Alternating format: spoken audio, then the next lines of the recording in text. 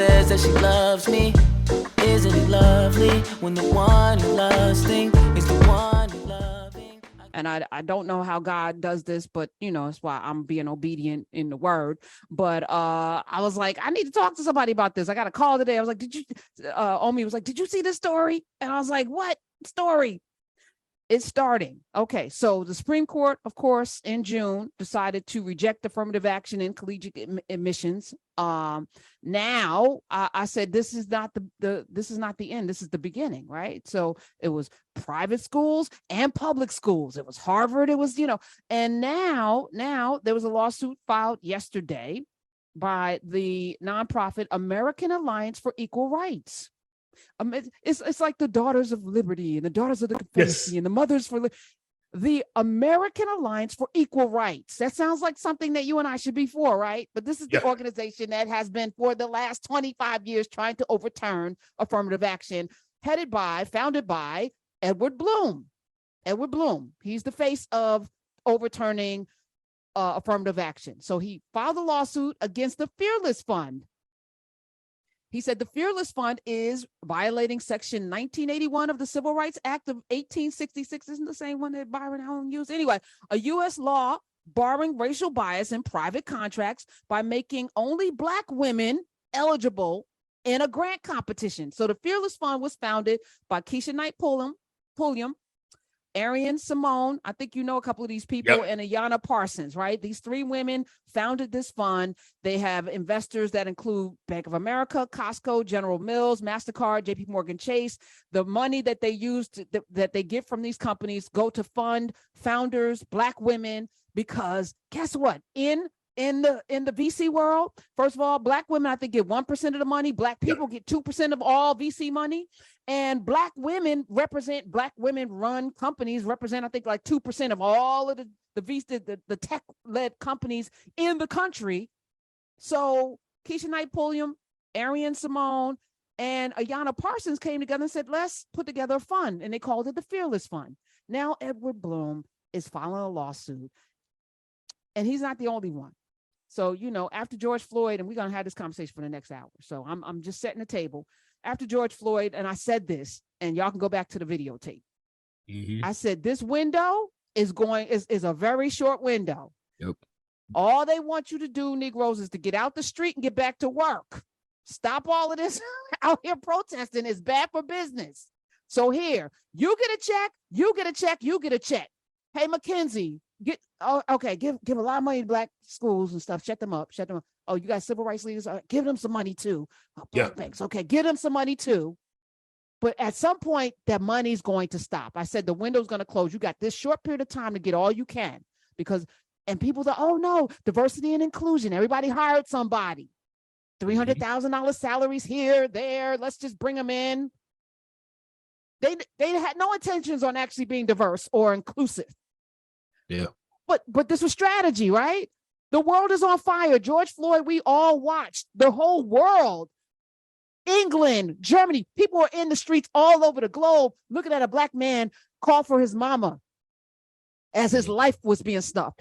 And folk were home because it was the pandemic. Yep. The world was on fire. They had to put it out. They put it out with money, which is always a good thing. It's always a good extinguisher. Yeah. So now the window's closed.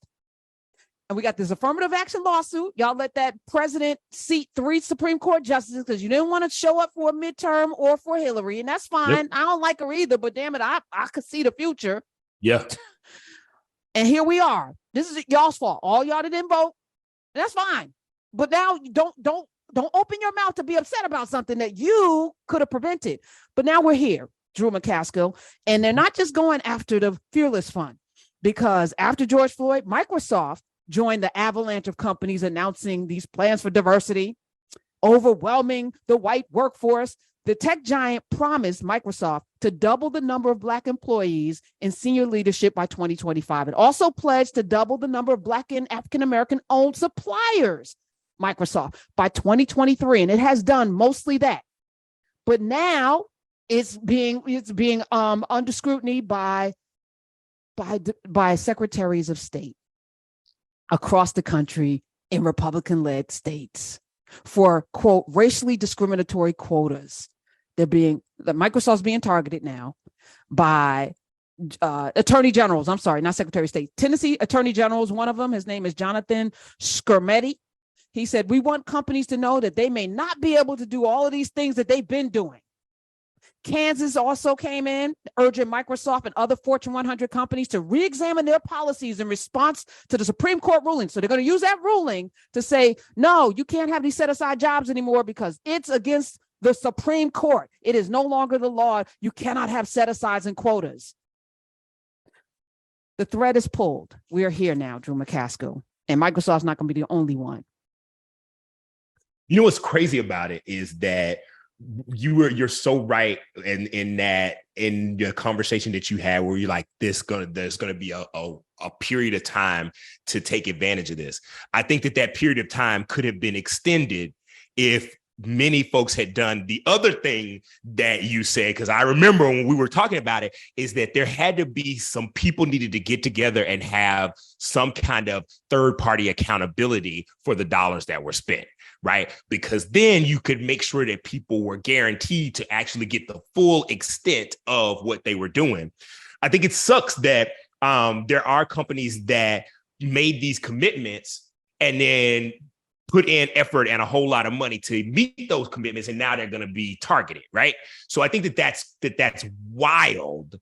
That you mean to tell me that of all of these things that are happening, that y'all feel like that white men are just going to be unfairly discriminated against in these United States of the America?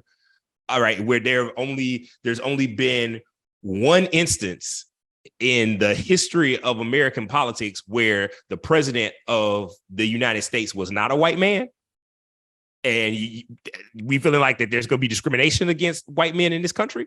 So it's wild, particularly about Fearless, because here's the thing that I think is interesting about what Fearless does is for a lot of these companies that said we don't have the infrastructure and we don't really understand how to invest in Black businesses.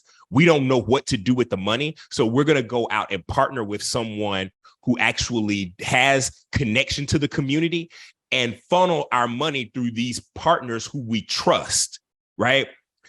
Which I think is the best possible scenario in general, is like, let these big companies give the money to people, to Black women themselves who have run businesses themselves, right? And let them, because they have cultural competency, they understand the demographics of not only the founders, but understand the demographics of most of the companies most of the consumers that will be buying these products. And like, these are not multi-million-dollar investments either for that Fearless is usually doing. I think their average investment is like $20,000, $50,000 to help Black women entrepreneurs get started, because Black women, when they start their businesses, usually Black women entrepreneurs are self-funding out of savings, cashing out 401ks, like selling products and doing all kinds of other things like side hustles, working 3 jobs to fund their entrepreneurial efforts.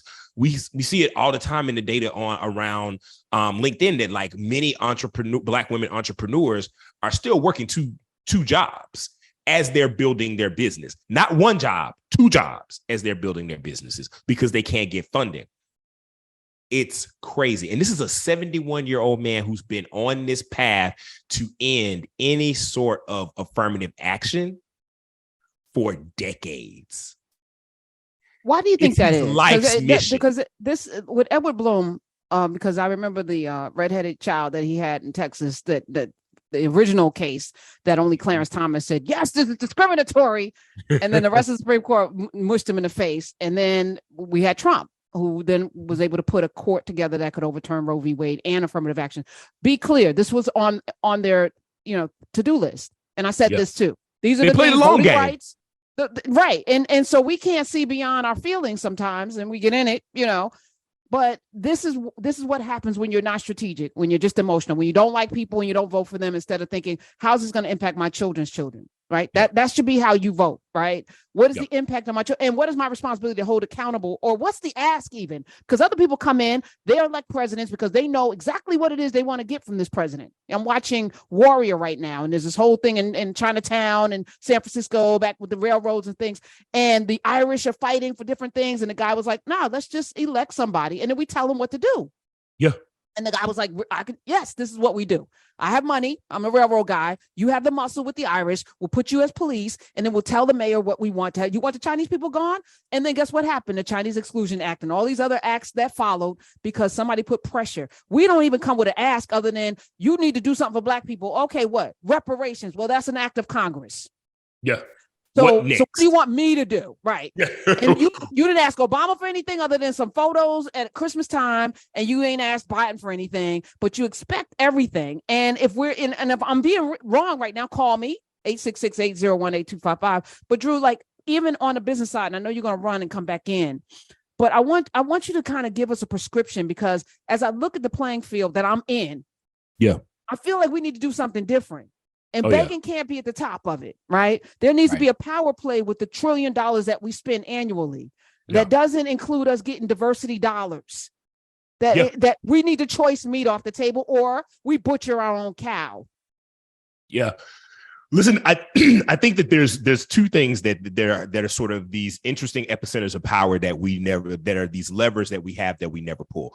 And then one of those levers is that almost every company has these groups of employees, these employee resource groups that absolutely, have a ton of power. Employees and consumers have more voice and more choice than they've ever had before. They have more power, even in a time of economic uncertainty, right? You still have a ton of power as an employee and as a consumer group, but you got to be a group. That's the main issue, is this sort of individualized, these individualized acts, because even Edward Bloom, he's the face of something, but there are collectives behind him and supporting him, collectives who do not necessarily need the credit or to get their picture in the paper, right?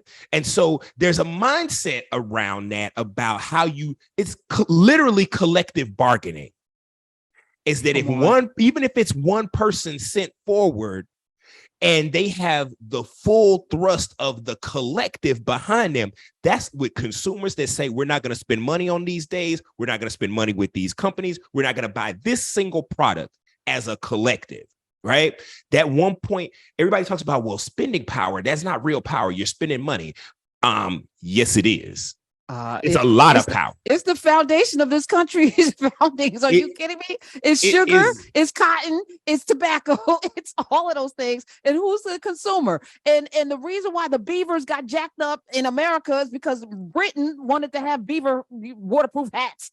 Like, stop it. The reason why folk didn't get salmon, the indigenous people, because beaver coats were all the rave in Europe, right? I just feel like we don't even understand that bit that you just said about moving collectively. And I've been screaming this on the airwaves, and it can't be about charismatic leadership.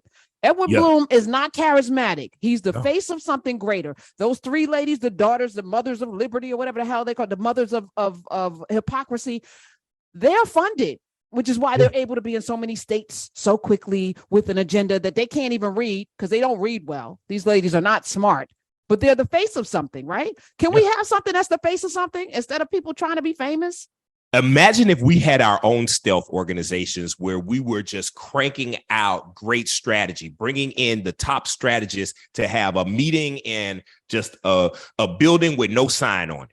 Right? Because if you look at stuff like the Liberty Fund and the Freedom Fund and all of these conservative think tanks and groups like that, all of these years of the internet, and it's only been investigative journalists, people who were looking under rocks to find these things, right? People that were like, oh, wait a minute, this same letter has gone to every Republican congressional office. Wait, it's got the same facts like fold on there.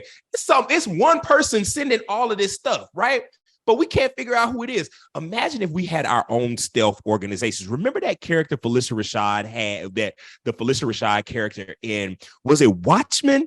Where no, it wasn't Watchmen. No, it wasn't Watchmen. She was running like her own. Oh, it was the spinoff of the Good Wife on CBS. Oh, yes, The Good Fight. The Good Fight. So the Felicia Rashad character, she was basically running a black CIA operation. She was like, let me go find a great tech guy. Let me do this, do that.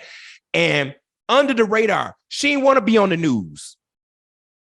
I think that we got to start to figure out where is our think tank? Where is the epicenter of our black intelligence? Where is our center? Where is our central intelligence agency of black intelligence, right? And how do we get those people together and start to really figure out how do we fight these fights?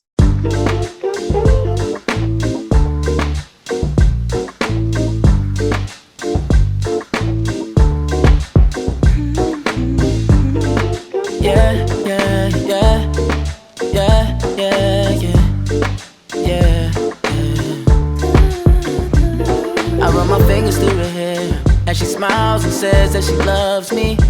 Isn't it lovely when the one you're lusting is the one